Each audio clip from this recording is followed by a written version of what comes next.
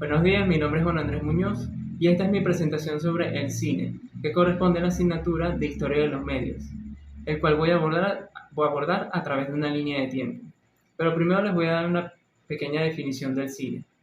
El cine es un arte, pero también una técnica que permite contar historias a través de una proyección consecutiva de imágenes que crean una ilusión de movimiento. El cine también se le considera el séptimo arte porque combina elementos auditivos, narrativos, eh, combina artes como la actuación, la literatura, la fotografía, para lograr expresar ideas y emociones y, como dije, contar historias. El cine también eh, es un arte, como ya lo dijimos, porque es una expresión, es un medio de expresión artística. También es una técnica porque a través de la proyección de fotogramas se logra engañar a los humanos porque esas imágenes se pasan tan rápido que los humanos no las perciben y se crea esa ilusión de movimiento.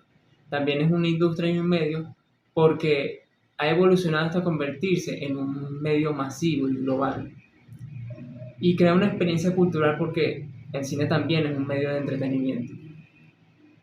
Y también es objeto de estudio porque el cine analiza el lenguaje clásico y junto con los avances tecnológicos que se han dado en el cine moderno. Aunque la historia del cine comienza con la fotografía, con descubrimientos como los que hizo Nice Fournier, por ejemplo, la historia del cine como tal comienza en 1893 con Thomas Edison, que realiza la primera demostración pública a través de su kinetoscopio, que fue el dispositivo que él creó para proyectar películas de manera individual. Y era pues una caja de madera con la cual se podían proyectar ciertas imágenes. Posteriormente, en 1895, los hermanos Lumière inventaron el cinematógrafo, que era un aparato que permitía tomar, proyectar, pero también copiar imágenes en ciertos momentos. Su primera proyección fue en París y se podría considerar que fue la primera proyección de una película. Esa película se llamaba La salida de los obreros de la fábrica Lumière. Luego, en 1897, George Méliès fue el pionero en el uso de los efectos especiales. Por ejemplo, el truco de parada, la exposición múltiple y el coloreado a mano de las pinturas. Él también se le considera el creador del cine de fantasía y de ciencia ficción porque exploró la magia y la fantasía en el cine, como por ejemplo una de sus películas, Viaje a la Luna, de 1902. A principios de 1900, este cinematógrafo también logró cosechar mucho éxito y mucho triunfo en París por diversas proyecciones que hizo. Incluso hubo una en la que logró proyectar una película a 800.000 personas de manera simultánea en 1900. Luego, en 1910, fue la época en la que el cine mudo se consolidó, ya que su innovación y su madurez desarrolló un estilo narrativo clásico en el nuevo Hollywood y en la creación de nuevos géneros. También nuevos estilos, una innovación más estética y se consolidó una industria cinematográfica que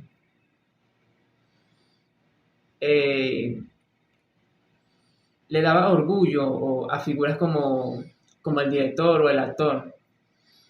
Uno de sus más grandes exponentes sería Charlie Chaplin, como por ejemplo en una de las imágenes que sale en la película El Vagabundo. Luego, en 1920, fue la consolidación de Estados Unidos y una de sus ciudades, Los Ángeles, precisamente en Hollywood, como se consolidó como el epicentro como la potencia cinematográfica y el corazón de la industria, ya que ahí se establecieron muchas compañías cinematográficas, como por ejemplo Paramount, Universal, y pues más tarde MGM y Warner Bros., que bueno, se convirtieron en grandes productoras de cine. Luego vendría la época de la transición del cine mudo al cine sonoro y la consolidación de la edad dorada de Hollywood en 1927. En esta transición del cine mudo al cine sonoro a finales de 1920, la industria cinematográfica evolucionó, se, se mejoró a sí misma incorporando diálogos y música, sonidos sincronizados, cambiando así la manera en cómo se producían y se hacían las películas en ese entonces. Por ejemplo, como una de sus primeras películas, El cantante de jazz, que fue el primer largometraje con sonido de esa época. Luego, entre 1930 y 1940, gracias al Technicolor, se perfeccionó y se incorporaron los colores a estas producciones, como por ejemplo El Mago de Oz y Lo que el viento se llevó, causando también un gran impacto visual. Luego, en 1934, entre 1934 y 1967, se crearía el Código Hays, que establecía pautas de autocensura en Hollywood, abarcando la narrativa, prohibiendo temas como la blasfemia, el sexo explícito, la violencia gráfica y también la criminalidad, para evitar cierto boicot de las películas. Y este código posteriormente, mucho más adelante, sería reemplazado por el sistema de clasificación de edades en 1968, que es el que conocemos hoy en día.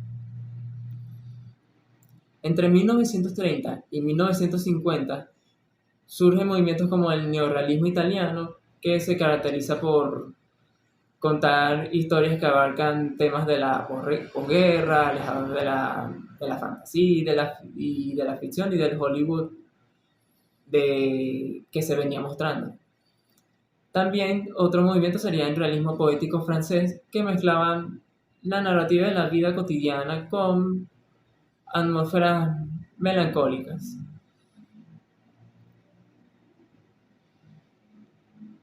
En la década de 1930 y 1950, Hollywood tendría un surgimiento de estudios y nuevos géneros que consolidarían esta gran época del cine, teniendo dominio grandes estudios como MGM Grand, Warner Bros.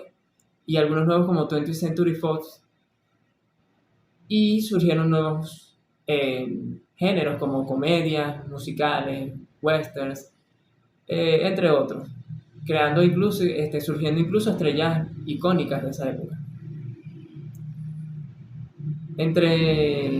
Continuando con en esta década, se pueden mencionar algunas características como que los estudios tenían el control total sobre sus producciones, hubo una producción más centralizada, ya que los procesos creativos estaban en manos de los directores y de los productores. Surgieron una gran cantidad de estrellas que también formaron parte de estas grandes compañías. Los estudios pudieron personalizar cada uno de la manera en cómo realizaban sus películas. En esta, por ejemplo, sale Lo que el viento se llevó, de Victor Fleming, de 1939. Posteriormente surgirían nuevos movimientos cinematográficos y nuevas tecnologías. En 1940 se funda el Actors Studio, que es una escuela de arte dramático, de actuación, en donde surgieron pues grandes actores como Marlon Brando, por ejemplo. También este estudio se centró en el desarrollo de el método, que es una técnica de actuación de un ruso llamado Konstantin Stanislavski, que utilizaba la memoria emocional del actor para la interpretación de de sus personajes. Entre 1948 y 1954 surge el cine de autor, que, explicado de manera sencilla, son las películas de un director o de un guionista que reflejan su esencia artística. Son películas en las que los directores y los guionistas se, se involucran más en el proceso creativo de estas películas y son consideradas incluso hasta propias de ellos. Por mencionar algunos de estos cineastas, se podría decir, como por ejemplo Alfred Hitchcock. Aquí sale una imagen de la película El hombre que sabía demasiado, que es una película de suspenso de él, de 1934. En la década de 1950 y 1960 aparecerían nuevos movimientos cineastas, pero en otras partes del mundo, como por ejemplo en Japón y en Italia con la comedia italiana. También ganaría terreno el cine japonés como una potencia cineasta internacional.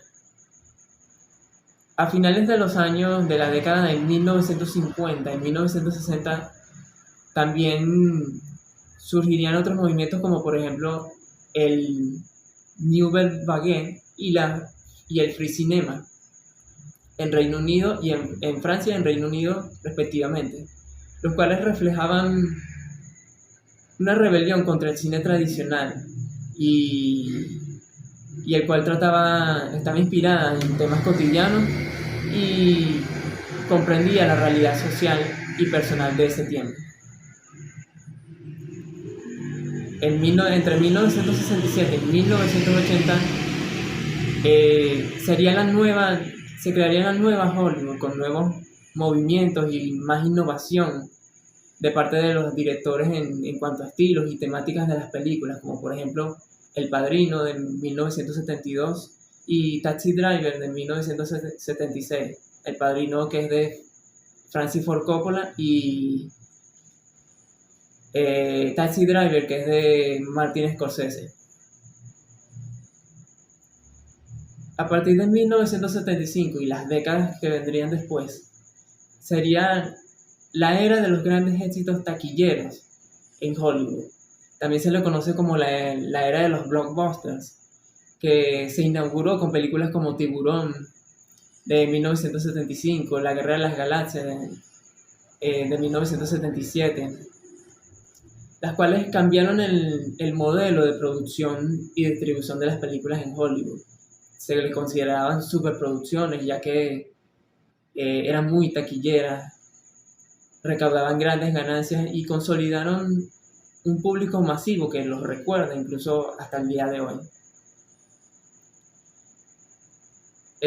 A mediados de 1980 aparece el cine de acción y se populariza los VHS con películas como Rambo, Terminator, Depredador, Alien, entre otras. También las películas de Steven Spielberg como E.T., Indiana Jones, Regreso al Futuro, Los Gremlins, Poltergeist, Los Goonies, entre otras.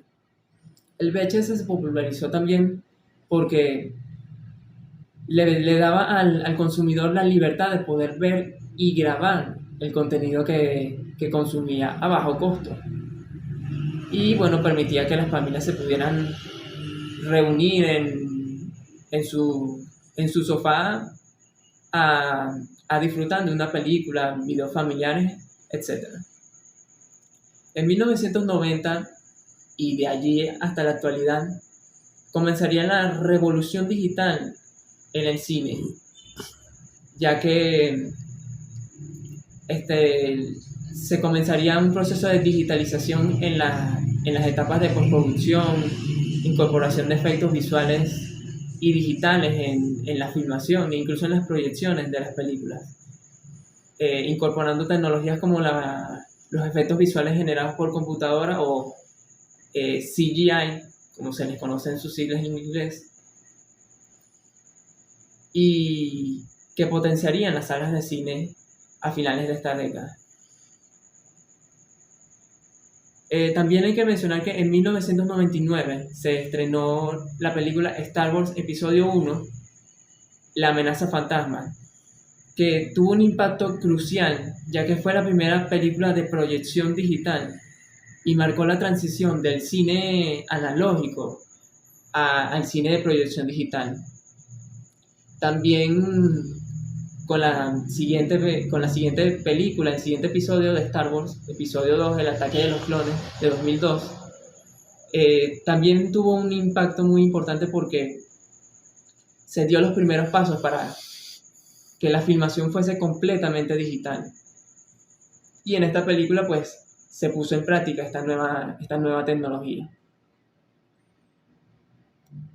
Ya en el año 2000 se populariza el cine 3D, que utiliza la técnica de estereoscopía para recoger información y proyectarla de manera tridimensional en las salas de cine, simulando un efecto a los ojos del ser humano, un efecto tridimensional. Esta nueva tecnología se popularizó internacionalmente como tal ya en el año 2006, como por ejemplo, entre las primeras películas que innovaron con esta tecnología, pues está Avatar de James Cameron en 2009.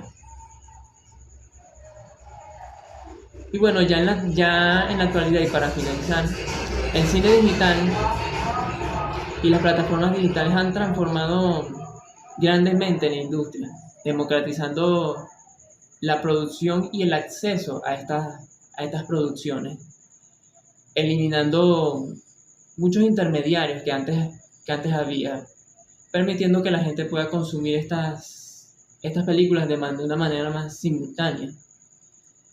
También creando nuevos modelos de negocios, ya que pues este contenido pues estas plataformas de streaming comenzaron a producir sus propias películas, las cuales también hay que suscribirse y hay que pagar para poder verlas, lo cual les permitió también un alcance masivo global, ya que pues no había que ir a ninguna sala de cine para poder verlas, podías verlas desde la comodidad de tu casa.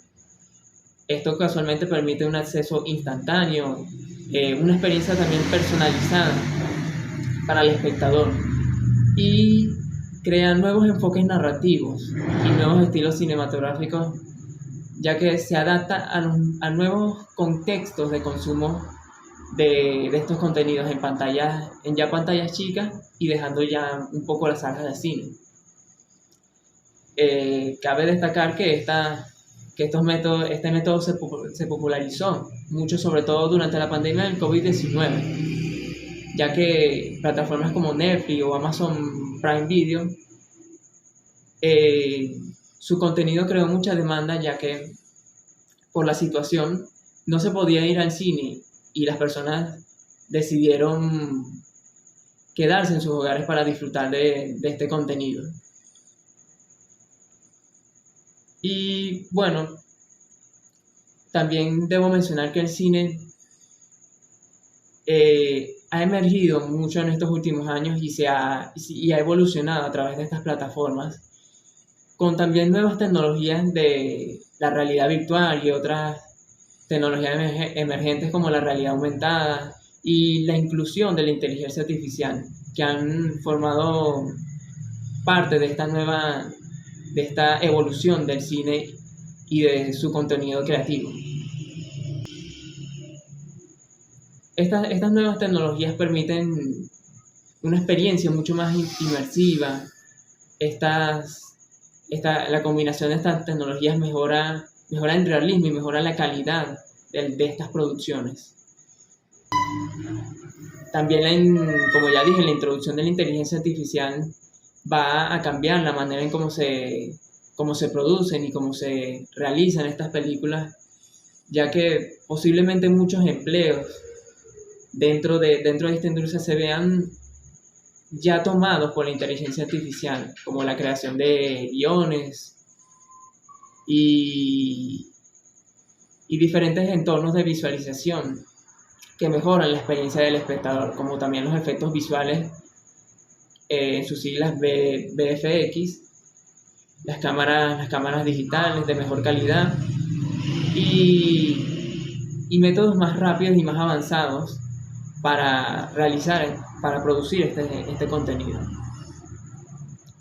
También para finalizar, el cine que veremos se perfila como ya dije, a tener experiencias mucho más inmersivas, una narrativa mucho más interactiva, la integración de la inteligencia artificial, la realidad aumentada, la realidad virtual, van a crear un contenido mucho más envolvente, van a mejorar la calidad y van a difuminar esas líneas, esas separaciones que existen entre el espectador y la película, y estas nuevas formas interactivas para sentir esta experiencia cinematográfica.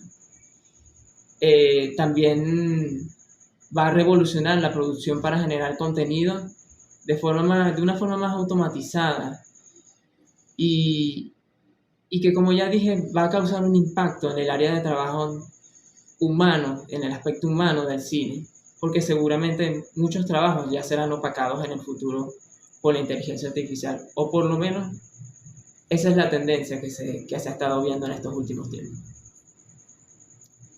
Y bueno, les doy muchas gracias por aquel que haya disfrutado de esta aplicación.